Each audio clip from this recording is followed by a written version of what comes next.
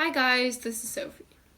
Today we're going to be making a Brontosaurus, and as you can see I have a whole herd of them right here.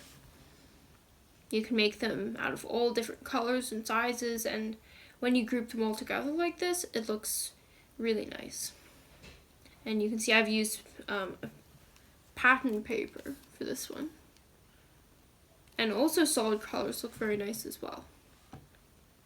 Okay, so let's get started.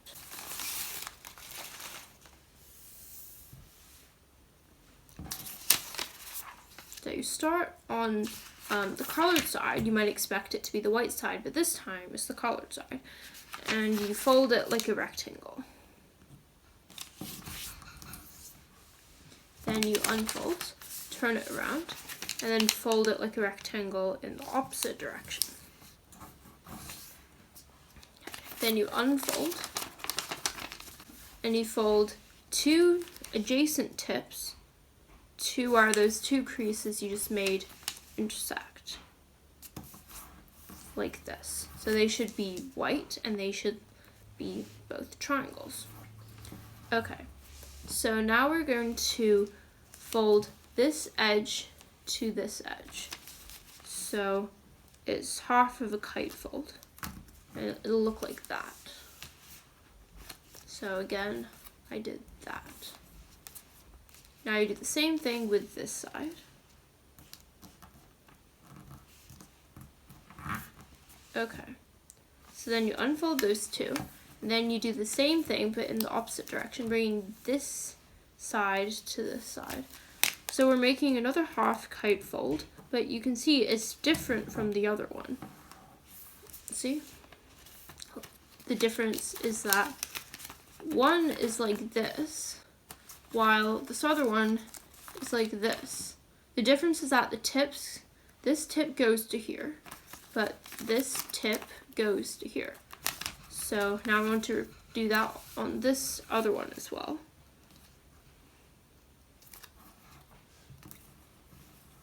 Okay, then you unfold.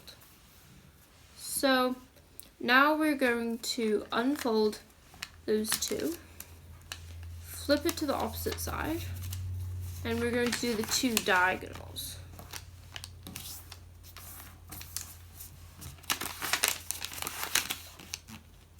Like this.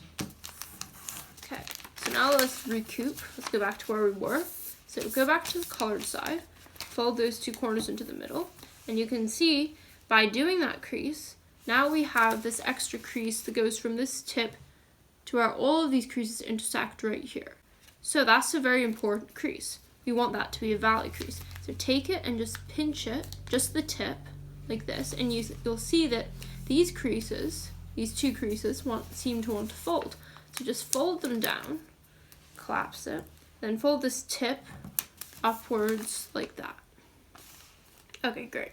So now do the same thing on this side. You take this tip, you just pinch it, work your way in, and you'll see that these two creases will want to fold down. So just fold them down, take this tip, fold it up. So that's something that looks like this. And those are called rabbit ears. You flip to the white side, take these two corners, and you fold them to the middle. The two ones that you didn't fold into the middle before. So now we're going to have a square, like that. Then you unfold, and now, kind of like before, we take this edge, and then we fold it up like this. So it's half of a kite fold, see? And the tip goes down to here. Don't make the mistake of doing that. The tip should not go to there. It should go down to there, see? Do the same thing on this side, like that. And now along the existing crease, just take this and just fold it over itself, like that. And do the same thing on this side, just without unfolding, just fold it over itself. So now you'll have a square with these two blue scaling triangles sitting on top. So now what we're going to do is we're going to fold over again. So just fold over, and what will happen is that this whole edge will lie along the middle line of this square that we have. So just fold it like that.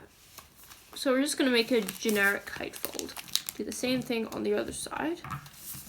By folding over again, we're creating a generic kite fold. So there it is. So now we're going to a kite fold in the opposite direction, where these two tips, which go down to here, will now go to here. So unfold, and then do that kite fold that I just referred to. So you take this edge, and then you just fold it to the middle line. So now we suddenly see all this work that we did before, and it's right there. So you unfold. Now just fold the whole thing in half like this, and just crease all the way through. Okay, so now similarly to before, we're going to pinch this corner right here, see? Just pinch it, work your way in. You'll see that it'll want to fold along these two. So just fold it in, take the tip, fold it down this time, down all the way that way.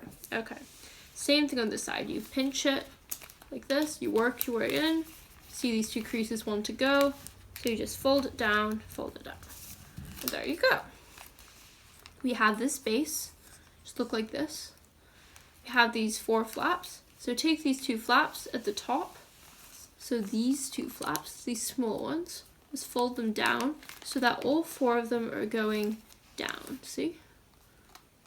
Okay. So now that we have this base, we're going to fold the whole thing in half in a mountain fold, like that. Okay. So now we have this. So we have the small front legs and the big back legs. We have 2 of each, so 4 legs in total, which is good because that's what a real Brontosaurus would have. So you take, or let's work with the big one first. So you take this edge and then you just fold it like that. So this edge lies along this perpendicular crease. So fold it like that. That's one of your legs. Do the same thing with this small one. And make sure you don't mess it up by folding it over there and then folding it down, because then it'll be facing the wrong direction. Just make sure the flap is going that way. Remember that. And you fold it just like the big one. And they should look the same, like that. You don't want it to be like that. You can see that that's wrong, right? Because the tip of the triangle is going that way. The tip of this triangle is going that way. They should be going the same way.